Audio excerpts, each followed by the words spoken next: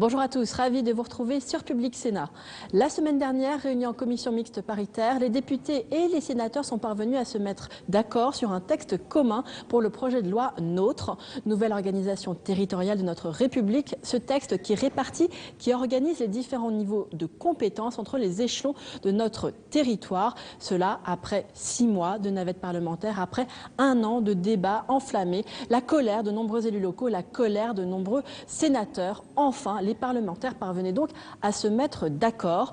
D'ailleurs, lors de cette commission mixte paritaire, les sénateurs sont parvenus à obtenir un certain nombre de points qui leur sont favorables, avec tout d'abord le maintien bien sûr du département, le département qui s'est même conforté dans ses compétences de proximité. Autre ajout essentiel pour les sénateurs, la revue à la baisse du seuil des intercommunalités. Je vous rappelle que les députés étaient favorables à ce qu'on puisse constituer une intercommunalité à partir de 20 000 habitants.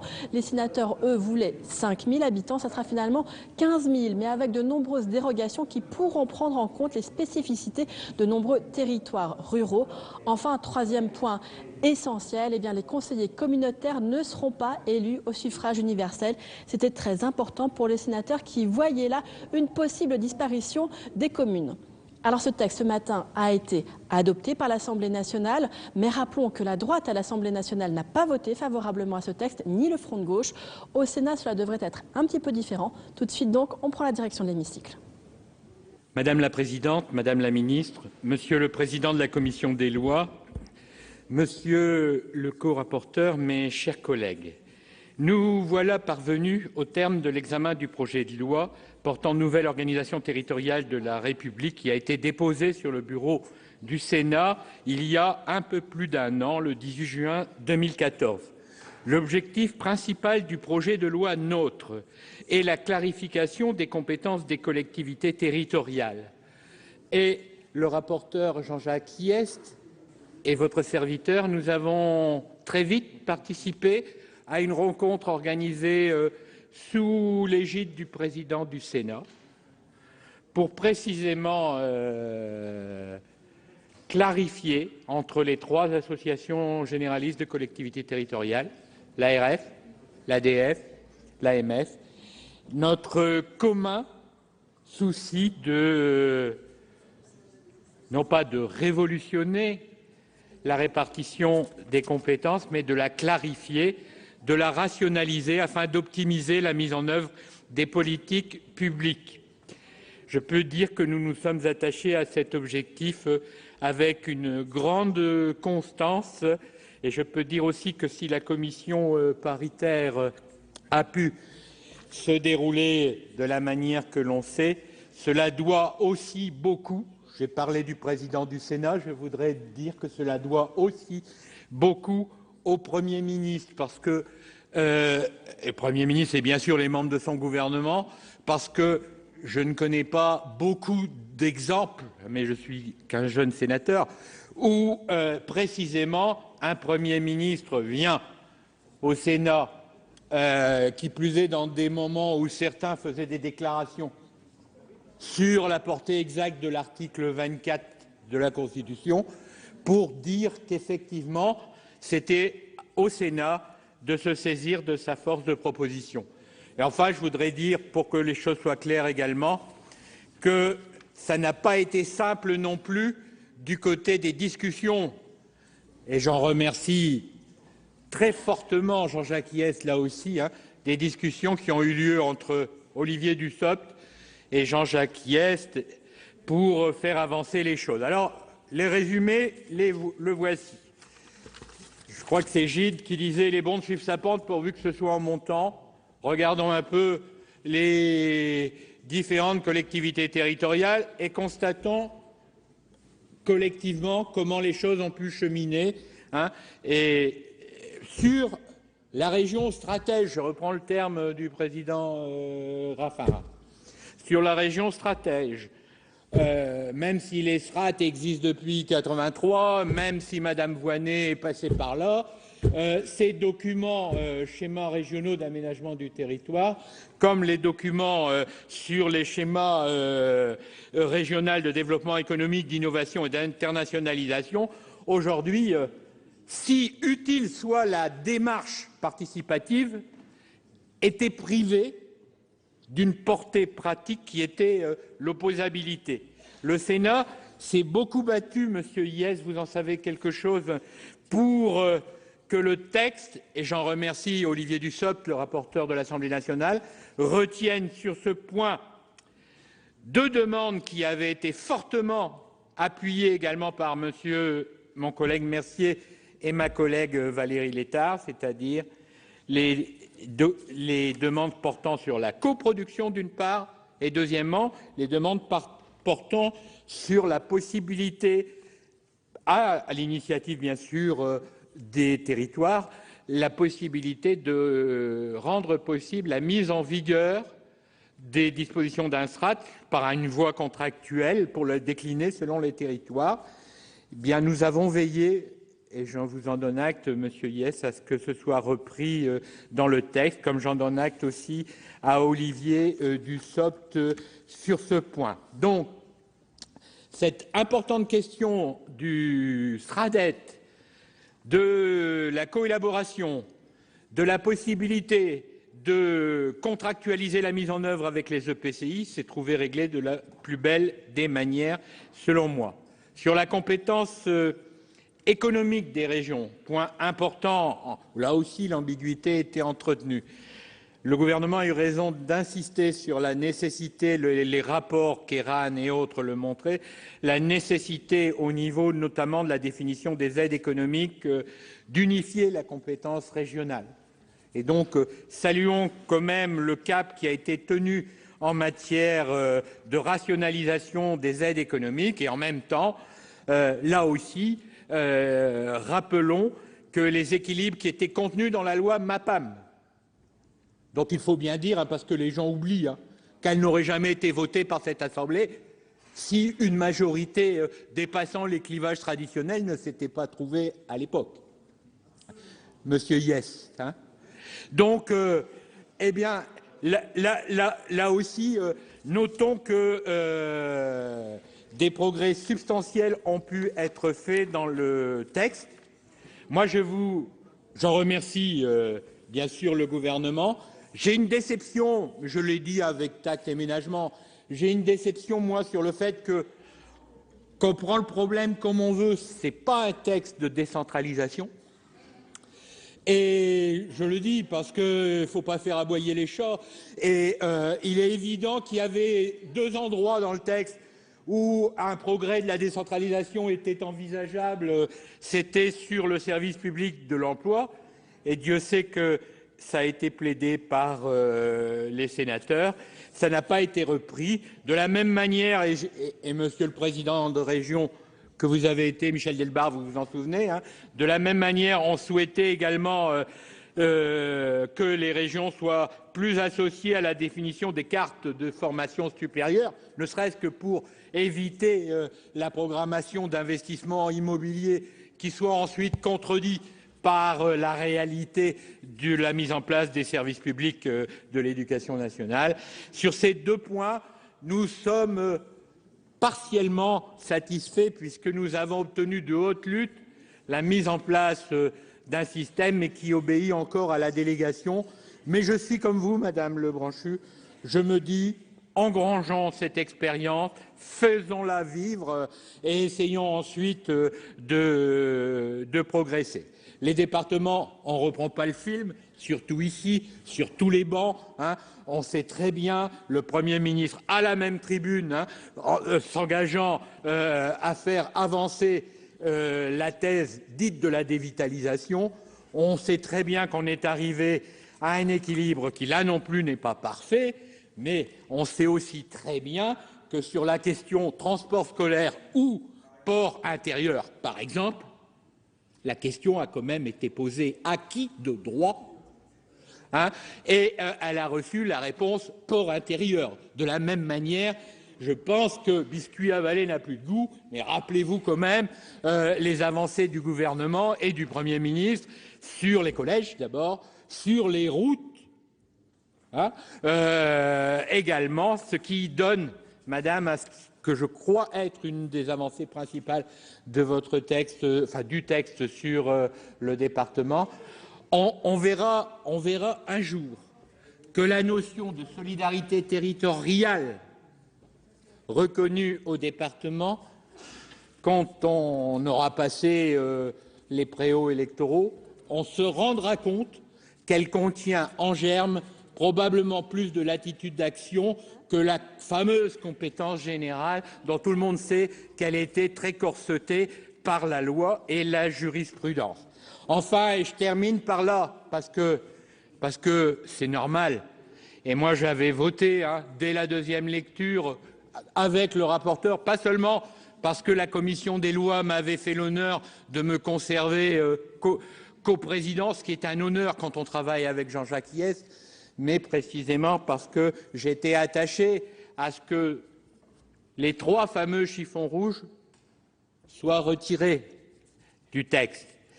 Et je remercie le gouvernement, les ministres, le Premier ministre. En ce qui concerne la création du Haut Conseil des territoires, dont j'ai dit en son temps qu'il ne devait rien à une initiative de la ministre, mais à des velléités qui venaient de l'Assemblée. L'élection au suffrage universel direct des conseillers intercommunaux. Moi, je pense qu'on a eu un débat ici assez intéressant qui montre bien que le jour où la question doit être posée, elle doit l'être par la révision constitutionnelle. Et on a ensuite dit très clairement ici, dans cette enceinte, ce qu'on avait déjà dit au moment de l'examen de la loi MAPAM, que le Sénat était attaché à ce qu'il n'y ait pas de changement sur ce point. Enfin, ça aurait été bête, Madame la Présidente, qu'un an après le vote de la loi Allure, on revienne sur la majorité du plus. Eh bien, il n'en est rien. Donc voilà pourquoi je suis très content qu'avec un concours remarquable de 2 grands rapporteurs que sont M. Dussopt et M. Hyest, on ait pu obtenir un tel résultat. Merci beaucoup, Monsieur Van Dieren. Donc, Monsieur Jean-Jacques Hyest, rapporteur pour le Sénat de la commission mixte paritaire.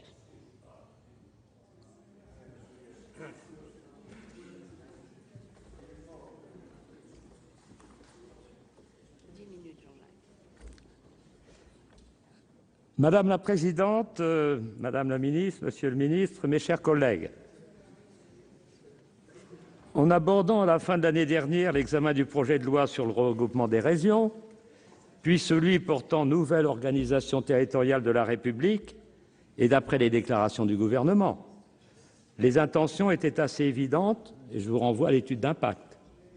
Disparition ou évaporation des départements à terme, et la montée en puissance des intercommunalités avec l'idée de vider les communes de leur substance. C'est plus le cas, mais c'était le cas. Et il n'y a qu'à lire encore quelques propos théoriciens cet après-midi dans un journal de l'après-midi pour démontrer que certains n'ont pas abdiqué. Le Sénat, lui, s'appuyait sur les travaux des États généraux de la démocratie locale. Et sur le rapport, dit Cratinger-Raffarin ou Raffarin-Cratinger, comme vous le voudrez, approuvé unanimement par notre Assemblée. La responsabilité institutionnelle du Sénat vis-à-vis des collectivités locales, que certains persistent à contester, et en plus quand on voit les déclarations de certains absolument étonnantes, nous faisait le devoir de clarifier la compétence des différents niveaux de collectivité. À la région, les compétences économiques, comme vient de l'expliquer René Van Dieren, donc, la formation, l'aménagement du territoire et les transports. Et nous l'aurions espéré, même s'il y a un embryon, une décentralisation de l'enseignement supérieur et de l'accompagnement vers l'emploi. Au département, la proximité, et pas seulement les compétences sociales, les routes et les collèges, et même les ports maritimes, en faisant la trame solide, à laquelle on doit ajouter, comme vous l'avez noté, la solidarité territoriale. Comme vient de vous le préciser mon co-rapporteur René Van Dieren, donc, avec qui j'ai eu le plaisir de travailler en pleine confiance, le Sénat a été largement entendu sur ce point. Pour le bloc commune-intercommunalité, la position du Sénat, comme celle de l'Association des maires de France, a toujours été constante. Oui au développement de l'intercommunalité volontaire. Non à la supracommunalité imposée, porteuse de la disparition des communes, qui, quoi qu'en pensent certains théoriciens, constitue la richesse de notre démocratie, avec ses 500 000 élus et le maintien du lien social menacé par la métropolisation outrancière et l'abandon des territoires ruraux ou périurbains. Existe donc, mes chers collègues, la folle idée de faire élire spécifiquement les élus des intercommunalités, le système actuel étant bien que ce soit les citoyens des communes qui désignent leurs représentants par commune. Le Sénat n'aurait pu transiger sur ce point, comme pour le cas des PLU intercommunaux. À ce stade, de nombreuses questions se posaient. Si le Sénat était ouvert à une évaluation de la loi de 2010, il ne souhaitait pas bouleverser totalement la carte de l'intercommunalité, tant celle-ci a été parfois difficile à mettre en œuvre sur l'ensemble du territoire métropolitain. L'objectif premier était de diviser par 2 le nombre des intercommunalités, sans tenir compte de la diversité des territoires. Même si la majorité de l'Assemblée nationale s'accrochait au seuil de 20 000 habitants, et pour calmer la colère des territoires ruraux,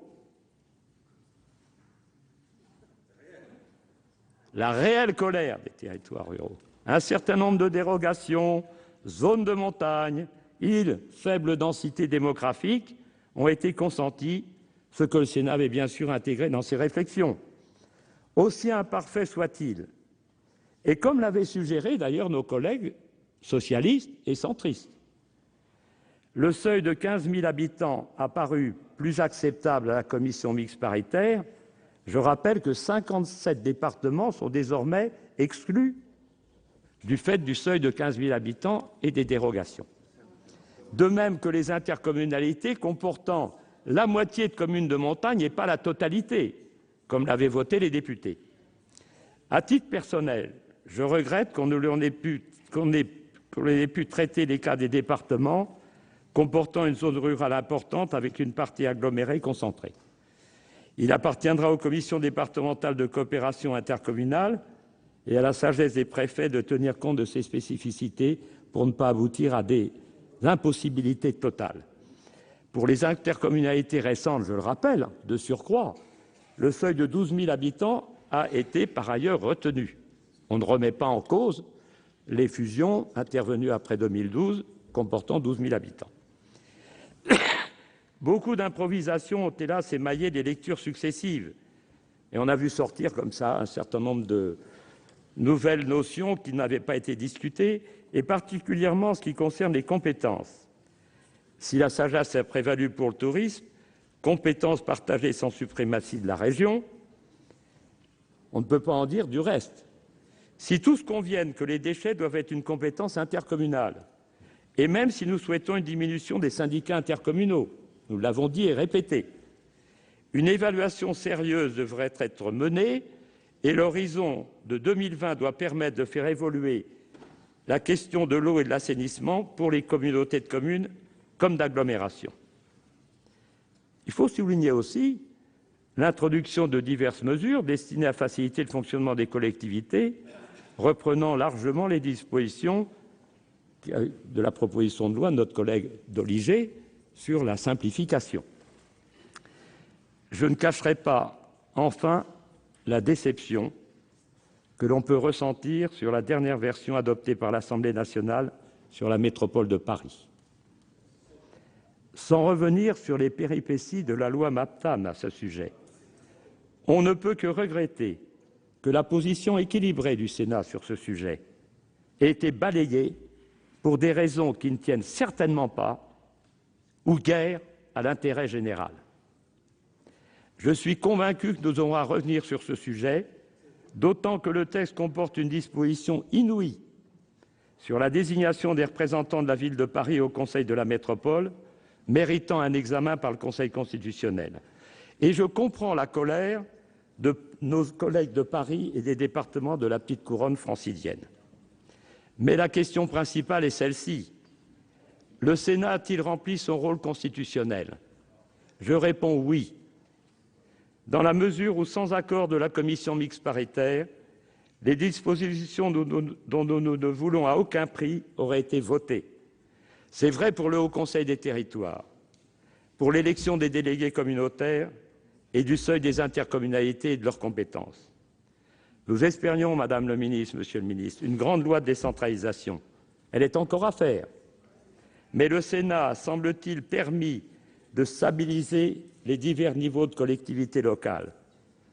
Et même si certains peuvent être tentés par une opposition totale à ce projet, et veuillez m'excuser, c'est se donner le beau rôle parfois, je crois que la sagesse du Sénat a prévalu, grâce notamment au président de la commission des lois et au président du Sénat qui s'est fortement engagé pour faire aboutir un compromis raisonnable. Et c'est pourquoi, pour notre institution, le Sénat, comme pour l'avenir de nos communes, de nos départements et de nos régions, je vous invite à l'approuver, sans enthousiasme, certes, mais en prenant nos vraies responsabilités. Merci, chers collègues. La parole est maintenant à Monsieur Philippe Bas, président de la Commission des lois. Pour 10 minutes.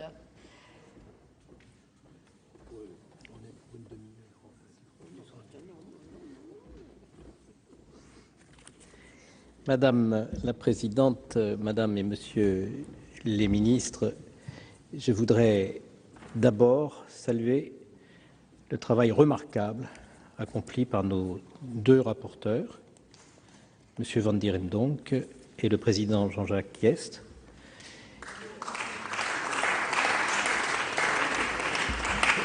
Ils ont travaillé dans le meilleur esprit sénatorial, non pas pour la recherche d'un compromis à tout prix, mais pour la quête persévérante de ce qui est juste et de ce qui est bon pour le service de nos concitoyens et l'équipement de nos territoires. Et je crois que cet esprit qui a été à l'œuvre dans leur travail, c'est le meilleur esprit sénatorial. C'est-à-dire, en quelque sorte, la transposition de la démocratie municipale au plan national, par l'écoute, le respect et la sincérité. Il est vrai qu'avec ce texte, nous revenons de loin, et même de très loin. Notre ambition, au Sénat, était de remettre cette réforme d'aplomb.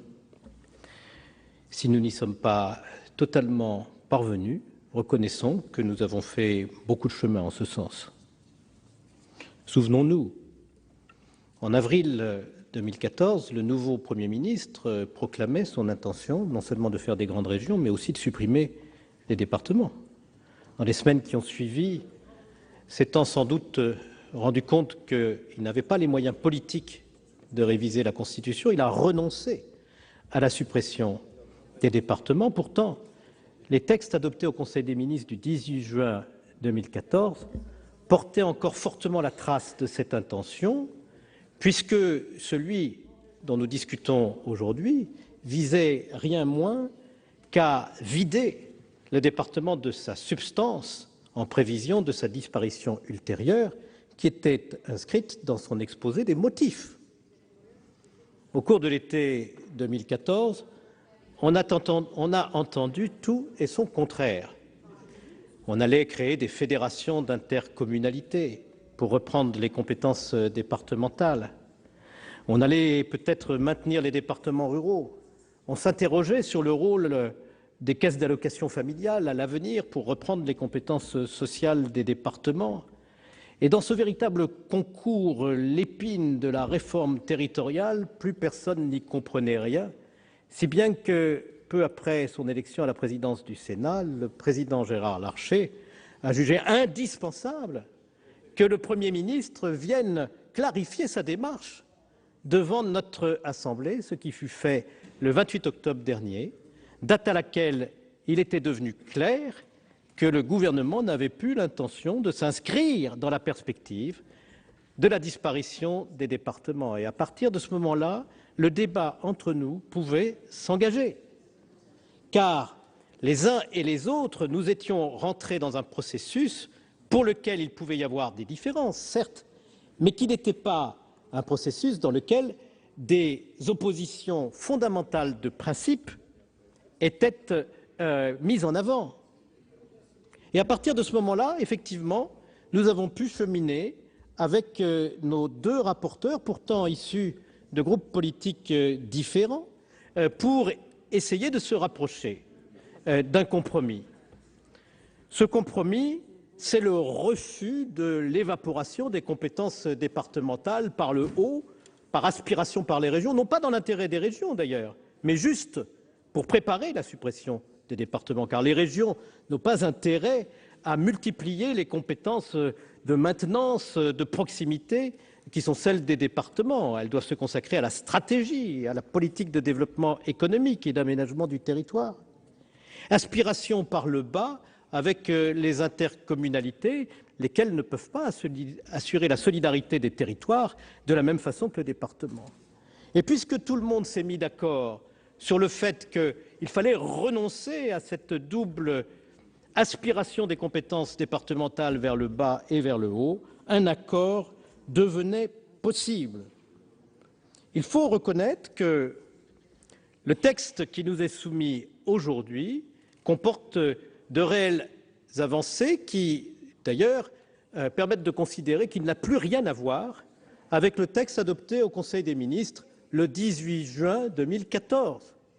Les départements conserveront non seulement les politiques de solidarité, la solidarité territoriale, mais aussi les infrastructures routières, les collèges, la politique du tourisme ou du numérique, les ports s'ils le souhaitent. Et tous ces éléments sont extrêmement importants pour permettre aux départements de conserver leur vitalité, leur avenir, leur capacité d'investissement. Songez que dans une région comme la Normandie aujourd'hui, l'investissement, c'est à 60% le fait des départements et à 40% seulement le fait des deux régions. Nos régions portent la trace des établissements publics régionaux de 1972. Ce sont des collectivités fragiles et faibles. Il ne suffit pas de les avoir regroupées pour les rendre fortes. Et aujourd'hui, faute malheureusement que le gouvernement ait accepté de réelles mesures de décentralisation en faveur de régions, elles ont beau être agrandies, elles n'en sont pas moins faibles comme elles l'étaient jusqu'à aujourd'hui. Et je crois qu'il y a une grande supercherie à vouloir faire passer ces régions, ces grandes régions, comme une innovation puissante au service de nos concitoyens, tant qu'une vraie réforme de décentralisation pour l'emploi, pour la carte de l'enseignement supérieur, sans doute pour d'autres compétences que l'État exerce mal aujourd'hui et qui pourraient être utilement déléguées aux régions, soit enfin envisagée et réalisée. On peut dire aujourd'hui qu'avec ce texte, le pire a été évité, mais beaucoup reste à faire pour que les régions françaises puissent réellement se prévaloir d'être des régions non seulement de taille européenne, mais des régions de puissance européenne, capables de parler d'égal à égal avec les régions frontalières qui sont en face d'elles. À quoi sert une grande région si elle est dépourvue de moyens? Je dois dire, Madame la Ministre, que l'improvisation qui règne actuellement au niveau gouvernemental sur les futures ressources qui seraient transférées aux régions me laisse perplexe et m'inquiète comme beaucoup d'entre nous. Car s'il s'agit de déshabiller Pierre pour habiller Paul, en prenant à des collectivités qui gardent, je l'ai démontré, la plupart de leurs compétences, une partie de leurs ressources, pour les affecter à une région qui n'en gagne aucune, alors on n'aura certainement pas progressé sur la voie de l'efficacité de nos collectivités territoriales. Si vous persistez dans l'intention de transférer une partie importante de la contribution sur la valeur ajoutée des entreprises aux régions, vous trouverez le Sénat sur votre route. Quant au bloc communal, là aussi, le pire a été évité. Le seuil de 20 000 a été refusé par la commission mixte paritaire. L'élection des délégués communautaires au suffrage universel direct a également été rejetée. Le Haut Conseil des territoires, qui n'a rien à faire dans un pays comme le nôtre, où le Sénat représente les collectivités territoriales de la République a été écarté. La loi Duflot, dont nous n'avons pas l'habitude de dire du bien au Sénat, a été préservée sur un point pour lequel nous avions trouvé un bon compromis dans ce texte, c'est-à-dire les plans locaux d'urbanisme intercommunaux qu'il ne faut pas faciliter contre la volonté des communes. Quant à l'eau et à l'assainissement comme compétence communautaire, c'est reporté à l'après 2020. S'agissant de la métropole parisienne, c'est un cadre mal bâti. C'est la deuxième fois que le législateur se penche sur cette question et c'est la deuxième fois que les solutions qui nous sont proposées sont fortement insatisfaisantes. Une troisième fois, l'ouvrage devra incontestablement être remis sur le métier. Notre insatisfaction sur ce point est profonde. Quant à l'amendement anti-NKM, comment mieux le nommer, qui figure dans ce texte, que nous n'avons pas pu écarter, je crois que le gouvernement se serait honoré de présenter un amendement pour le faire disparaître avant que le Conseil constitutionnel n'ait à s'en occuper lui-même. Mes chers collègues, compte tenu de tous ces éléments, je vous propose d'adopter ce texte, mais non pas par un vote d'adhésion sur toutes ces dispositions, mais avec la satisfaction d'avoir réussi à atterrir sur des solutions raisonnables à partir d'un texte qui était fort mal préparé. Je vous remercie. Merci, Monsieur le Président. La parole est au ministre André Vallini.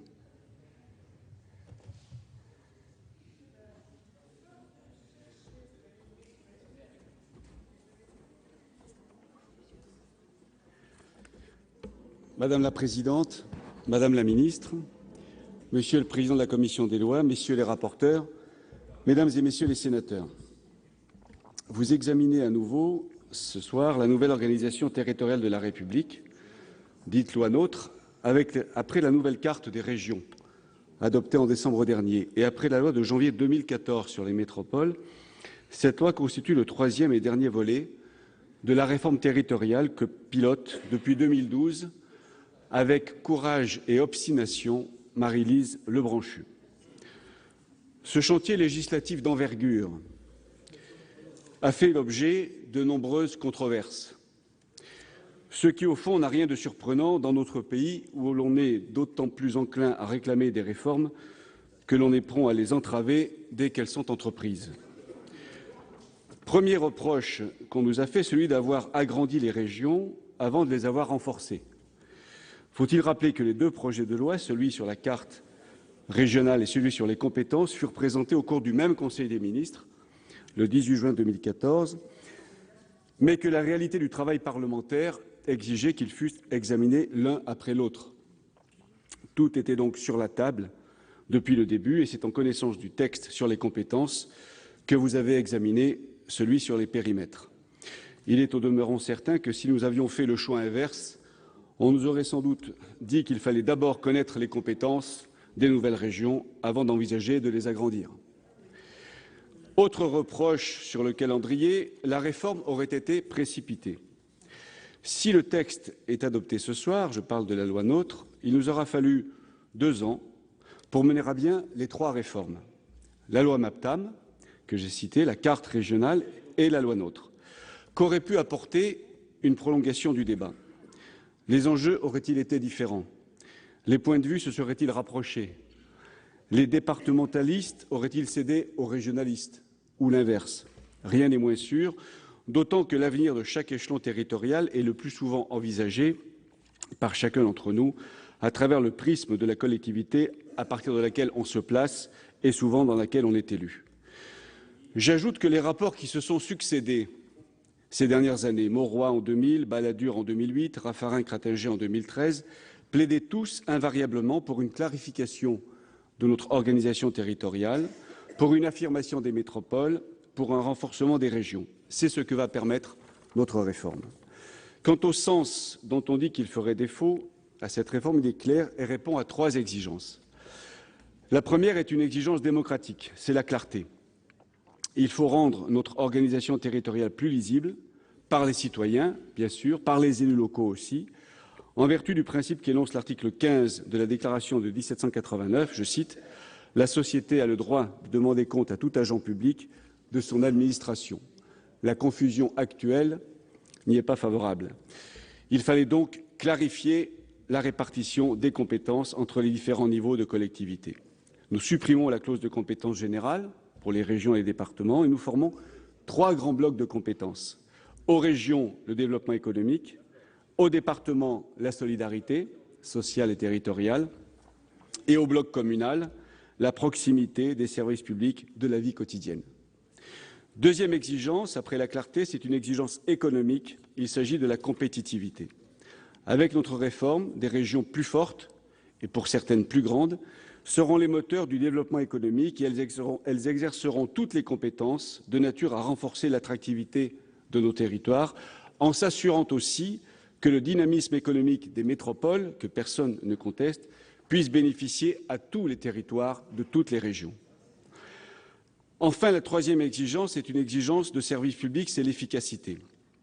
Et comme il n'y a pas d'efficacité sans proximité, nous allons renforcer et agrandir les intercommunalités pour qu'elles correspondent aux bassins de vie et soient, davantage encore qu'aujourd'hui, en mesure de répondre aux attentes croissantes de nos concitoyens en milieu rural comme en milieu urbain.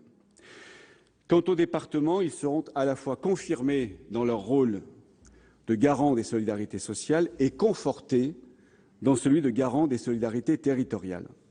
Comme l'a dit à cette même tribune en octobre dernier le Premier ministre, c'est dans quelques années que les régions et les intercommunalités ayant acquis leur nouvelle dimension, la question pourra se poser de l'évolution des départements et on pourra alors envisager, selon les territoires, une évolution différenciée de notre organisation territoriale.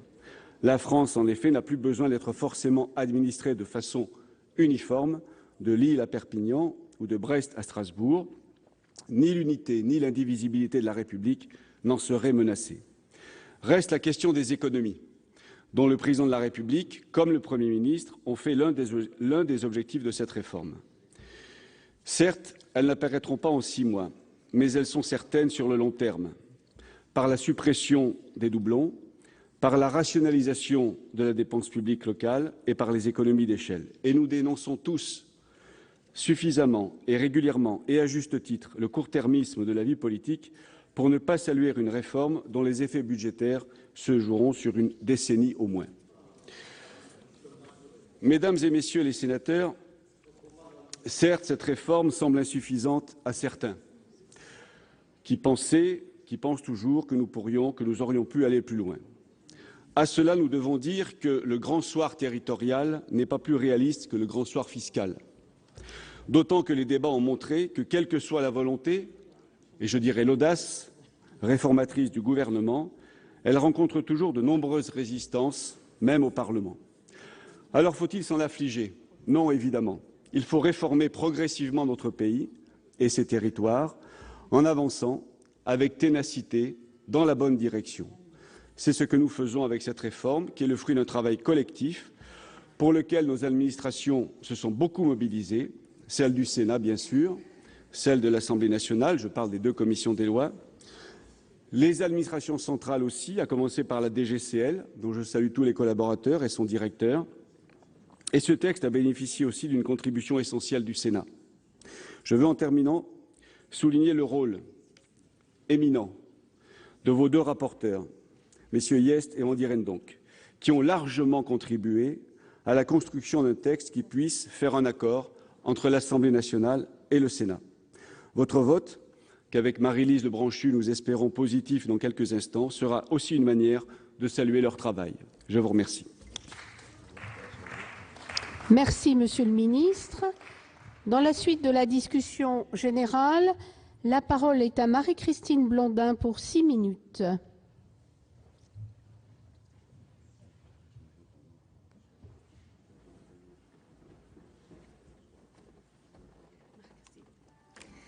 Madame la Présidente, Madame la Ministre, Monsieur le Ministre, dont nous saluons la philosophie et le sang-froid tout au cours de ces mois écoulés, Messieurs les rapporteurs, Monsieur le Président de la Commission, dont nous saluons l'écoute et la pédagogie, chers collègues, si le groupe écologiste se réjouit qu'un accord en commission mixte paritaire ait pu être trouvé, nous regrettons que cet accord ait abouti à de nouveaux reculs et à un affaiblissement d'un texte déjà bien entamé. Les écologistes avaient pourtant salué la démarche initiale du projet de loi fondée sur le renforcement du couple région-intercommunalité. Mais le refus de la droite sénatoriale de toute réduction des compétences départementales, et c'est son droit, a bloqué la discussion législative avec au final, et ça on peut le regretter, peu de clarification dans les compétences, notamment sur l'éducation, l'environnement, l'eau, le tourisme, compétences essentielles qui auraient dû gagner en lisibilité dans le cadre de cette réforme. Je redis ici au nom de mon groupe que ce projet de loi représentait une occasion de faire progresser la démocratie locale. Nous l'avons laissé passer. Il n'y avait pas consensus. Certaines dispositions ont fait leur entrée dans le texte. Je pense notamment au droit de l'opposition dans les petites communes, au rôle des CESER, des conseils de développement, mais d'autres n'ont pas survécu à la navette ou n'ont pas été acceptées. Je pense particulièrement au droit d'expérimentation demandé par certaines régions qui aurait pu être facilité. De même pour le droit d'adaptation législative qui n'est pas réellement rendu plus opérationnel qu'avant. Mais c'est la disparition dans le texte issu de la CMP de toute mention à l'élection au scrutin direct des conseillers communautaires, inlassablement défendue par Ronan Dantec, que nous regrettons particulièrement, car pour les écologistes, cette élection directe s'impose pourtant au vu des compétences prises par les intercommunalités, et c'est la seule solution pour assurer l'égalité des citoyens, renforcer le débat démocratique autour des grands choix de politique publique intercommunale qui influent profondément sur la vie quotidienne des habitants. La question des moyens reste en suspens et nous attendons de voir dans le prochain projet de loi de finances les mesures qui permettront de donner aux collectivités les moyens d'exercer leurs compétences. Toujours est-il que l'examen de ce projet de loi aurait pu être l'occasion d'avancer sur les péréquations, le partage des richesses à l'intérieur des futures régions. Et nous voyons bien en effet que si la réforme de la carte diminue les égalités entre grandes régions, les inégalités vont devoir désormais être traitées à l'intérieur de ces méga-régions. Et nous regrettons que le débat sur ce sujet n'ait pas eu lieu.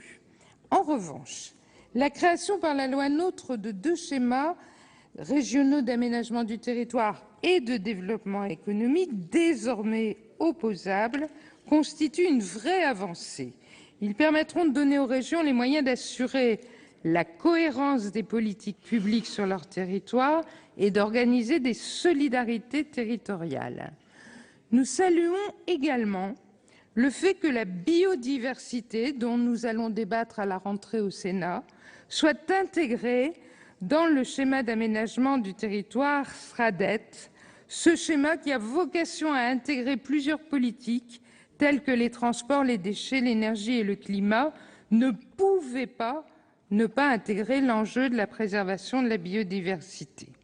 Et enfin, et c'est un bon choix, que de ne pas ranger les collèges dans la même escarcelle que les lycées. Le Sénat, sur ce point, a été entendu et c'est en pleine cohérence avec la loi de refondation de l'école qui privilégie les liens étroits entre le primaire et les collèges.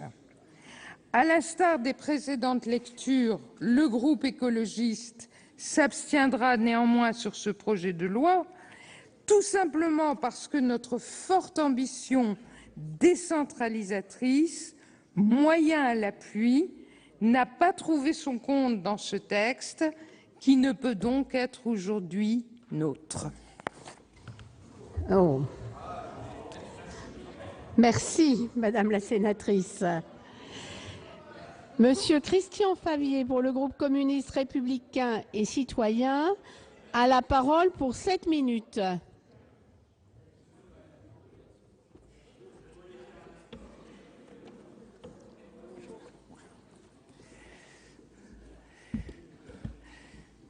Madame la Présidente, Madame la Ministre, Monsieur le Secrétaire d'État, Monsieur le Président de la Commission des lois, Messieurs les rapporteurs, mes chers collègues.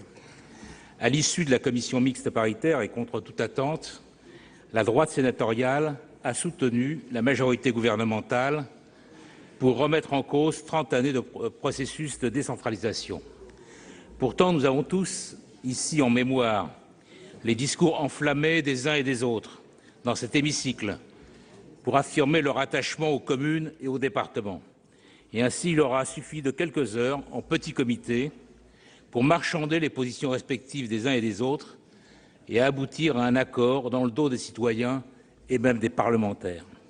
Cette CMP, ce projet de loi de nouvelle organisation territoriale de la République, est en fait un bien mauvais signal donné à l'avenir de notre République unitaire et décentralisée. Rien d'étonnant puisqu'il s'est agi pour la droite sénatoriale de poursuivre dans la voie déjà prise dès 2010 pour contraindre les communes à céder leurs compétences à des intercommunalités de plus en plus élargies, imposées autoritairement par les préfets, avec la ferme volonté d'éloigner toujours plus les citoyens des centres de décision, de réduire drastiquement la dépense publique et d'ouvrir de nouveaux marchés aux grands groupes du CAC 40. Ces regroupements autoritaires vont s'accentuer avec cette loi, la droite ayant capitulé en rase campagne devant l'exigence du gouvernement d'imposer un seuil d'au moins 15 000 habitants. Et de ce fait, environ 700 intercommunalités touchant des milliers de communes vont ainsi disparaître. Ce faisant, c'est le tissu démocratique local qui sera peu à peu donc vidé de sa substance en lui retirant toujours plus de compétences et en l'asphyxiant financièrement par la baisse des dotations de l'État. Il ne restera plus donc aux communes qu'à disparaître au sein de ces fameuses communes nouvelles que vous avez portées, droite et majorité gouvernementale unie, sur les fonds baptismaux. C'est bien cet échelon communal, base irremplaçable de la démocratie locale, qui sort de fait très affaibli et menacé après ces années de réformes chaotiques. Pour faire des économies, pour faire payer votre plan d'austérité sur le dos des collectivités, vous allez donc mettre à mal ces structures de proximité, pourtant, on le sait, très efficaces et reconnues par nos concitoyens, et tout particulièrement dans la période de crise que nous traversons. Après vous êtes attaqué aux communes, vous engagez avec cette loi et celle sur les métropoles le même processus d'évaporation des départements comme le souhaitait déjà en 2009 la commission Balladur. Certes, devant l'opposition quasi unanime des élus départementaux et après l'échec cuisant des dernières élections départementales, vous avez dû battre un peu en retraite, Madame la Ministre, et renoncer à votre objectif initial de disparition quasi immédiate des départements, tels que d'ailleurs l'avaient annoncé le Président de la République et le Premier ministre. Reconnaissons que peu de collectivités revendiquaient la reprise des compétences sociales des départements, devant d'ailleurs le refus du gouvernement de leur accorder les 7 milliards qu'il leur doit pour compenser les allocations universelles de solidarité. Collectivités de proximité, les conseils départementaux vont perdre leurs compétences générales et toute possibilité d'intervenir dans le champ économique. Même les transports scolaires, compétences de proximité par excellence, leur seront retirées au profit de ces super-régions. Eh bien, je crois qu'on peut le dire, belle pagaille et beau gâchis financier en perspective.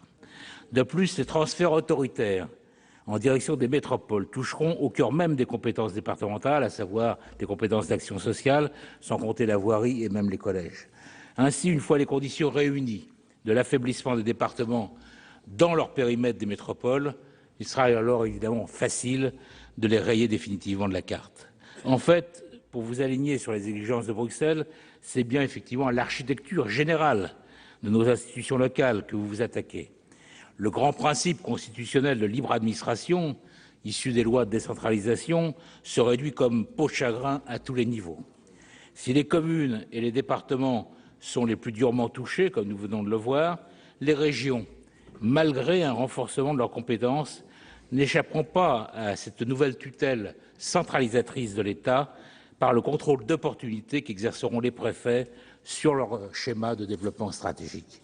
Par ce biais, les régions vont devenir l'instrument de contrôle de l'État sur toutes les autres collectivités, car les schémas sous contrôle de l'État seront opposables aux départements et aux communes. Par ailleurs, les régions deviennent également l'instrument de la mise à mal de cet autre principe constitutionnel de non-tutelle d'une collectivité sur une autre. Dans de telles conditions, chacun comprendra que nous puissions adopter un texte qui rompt brutalement avec le processus de décentralisation. Nous ne pouvons d'autant moins le voter que ce texte, que l'ensemble des dispositions qu'il contient, va se mettre en place alors que la loi Sarkozy de 2010 sur l'intercommunalité vient tout juste de s'appliquer, que le nouveau découpage des grandes régions fera que les exécutifs régionaux auront pendant des mois la lourde tâche d'assurer en priorité la continuité des services publics avec la mise en place aussi d'une nouvelle administration sur des territoires élargis. Le transfert de nouvelles compétences risque donc d'être source de nombreux dysfonctionnements. À l'évidence, les multiples changements de pied du gouvernement sur ces textes, ce sentiment largement partagé d'ailleurs de navigation à vue, montre qu'il n'y a pas de véritable vision cohérente d'une décentralisation ambitieuse et porteuse d'un vrai projet de développement du territoire. Enfin, comment peut-on mettre en œuvre de tels bouleversements dans un contexte d'une baisse de 28 milliards des dotations de l'État aux collectivités et où les régions revendiquent, avec votre soutien, Madame la Ministre, plus de 50% de la CVAE au détriment des communes et des départements qui verront évidemment leur situation d'étranglement financier accentuée. Pour l'ensemble donc de ces raisons, le groupe communiste républicain et citoyen votera contre ce texte et appellera les élus locaux et les citoyens à construire un vrai projet de décentralisation dans le cadre d'une 6e République.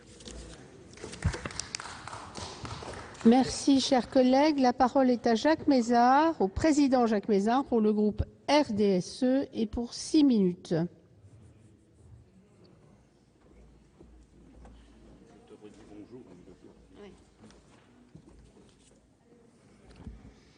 Madame la Présidente, Madame, Monsieur le Ministre, mes chers collègues, aucun membre du groupe RDSE ne votera ce texte. Et Pierre-Yves Collombat fera une explication de vote. Ce n'est pas, cher Président Hyest, pour avoir le beau rôle. Ce n'est pas pour avoir le beau rôle que nous ne votons pas ce texte. C'est simplement, car quand il a fallu combattre, nous l'avons fait et nous avons apporté notre concours. Nous ne voterons pas ce texte parce que nous considérons qu'il n'est pas bon. Pas parce que nous sommes contre les réformes, nous en votons souvent et nous en provoquons certaines. Je dois rappeler qu'il faut prendre ces 3 textes que nous avons votés ou pas votés comme un tout. Je salue le travail de nos 2 rapporteurs. Ils ont fait preuve de beaucoup d'esprit constructif pour arriver à un armistice. Mais oui, un armistice, parce que ce combat n'est pas terminé. Nous voyons bien que nous sommes au milieu d'un gué. Qu'aujourd'hui, et demain encore plus, il y aura toujours des partisans, et c'est respectable, de la suppression du Sénat, de la suppression des départements et de la suppression des communes, et parmi des personnalités les plus éminentes. Et c'est respectable à condition de l'assumer, et nous savons bien ce qu'il en est les uns et les autres. Je dis que les objectifs initiaux de ces textes, tels qu'ils ont été exprimés le 19 juin 2014 en Conseil des ministres, et c'est là où le bât blesse, n'étaient pas du tout en conformité avec les déclarations préalables du chef de l'exécutif. Le chef de l'exécutif, avant qu'il le soit et juste après qu'il le soit, avait dit qu'il fallait préserver les conseils généraux. Il n'avait jamais été question dans un programme du binôme. Il n'avait pas été question de la fusion des régions. Il avait même expliqué clairement qu'il fallait préserver les ressources des collectivités. Et d'où une série ensuite d'incohérences. Parce qu'une réforme territoriale globale, mes chers collègues, elle doit simplement, pour réussir, être l'œuvre à la fois d'un consensus, mais aussi être exprimée clairement au moment des changements fondamentaux, c'est-à-dire au moment des présidentielles. Alors, nous avons eu ensuite la fusion de régions. Oui, cher André Valigny, je continuerai à lutter contre ce qui est la désespérance du territoire que j'ai l'honneur de représenter. Et vous le savez. Et vous n'avez jamais apporté de solution concrète aux problèmes que nous posions. Vous avez annoncé, pour justifier la fusion des régions, 20 milliards d'économies. Aujourd'hui, vous nous dites on verra dans 10 ans. La seule réalité, la seule vérité, c'est que ça va faire des économies pour qui? Pour l'État. Et nous le savons, puisque les préfets préfigurateurs, ils commencent à supprimer. Et ils vont supprimer. Donc ce n'était pas bien de le présenter comme cela. Ensuite, vous nous avez dit on arrive à une solution. Nous avons bataillé pour préserver les départements. Le parti que je représente a même dit écoutez, nous allons quitter le gouvernement si vous ne préservez pas les conseils départementaux. Je crois que nous avons eu un rôle à ce moment-là. Ensuite, aujourd'hui, vous nous dites il faut qu'on vienne d'accepter le travail constructif de la commission paritaire parce que nous avons évité le pire. Mais le pire, c'était les chiffons rouges qui étaient faits et utilisés pour essayer d'obtenir un accord. Au Conseil des territoires, qui était une provocation depuis le début. Donc, vous savez, j'ai relu, Madame la Ministre, vos déclarations devant l'Assemblée nationale là-dessus, et je pense qu'il vaut mieux que je ne les relise pas ce soir. Bon. Le suffrage universel direct pour les intercommunalités, qui est arrivé en cours de débat, c'était bien une provocation. Bon. Et puis on nous dit aujourd'hui, les transports scolaires, il faut les laisser aux régions. Alors quand on est loin du... Moi je suis à... très très loin, hélas, de Michel Mercier et du Rhône. On essaiera de se rapprocher, mais ça va être difficile, au point de vue géographique. Mais la proximité et les transports scolaires, ça avait un sens. Nous savons pourquoi vous voulez impérativement conserver les transports scolaires aux régions. C'est pour pouvoir justifier des transferts de CVAE. Voilà quelle est la réalité. Mais il vaut mieux le dire et l'assumer. Moi, ce que je reproche depuis le début, c'est que les objectifs ne sont pas fixés clairement et que, malheureusement, on trompe nos élus locaux qui, aujourd'hui, ne sont pas dupes. Alors, en quoi ces réformes, et j'en terminerai par là, en quoi ces réformes apporteraient ce grand charivari du mieux-être à nos concitoyens? J'attends encore qu'on me le démontre. Est-ce que ça va être mieux pour nos concitoyens demain que ça ne l'est aujourd'hui? En quoi ces réformes vont provoquer des économies au niveau des collectivités locales? J'attends encore un mot pour m'expliquer en quoi ça va faire des économies aux collectivités locales. En fait, en dehors des métropoles, et moi j'ai voté, la majorité de mon groupe aussi, la loi métropole. Il faut conclure, Monsieur le Président. Je conclus tout de suite, Madame la Présidente, en vous disant que ces textes vont aggraver les inégalités territoriales et que ce n'est pas avec des maisons de santé et des maisons de services au public, même si elles sont utiles, qu'on va résoudre le problème de l'aggravation des inégalités territoriales que malheureusement vous avez continué à creuser.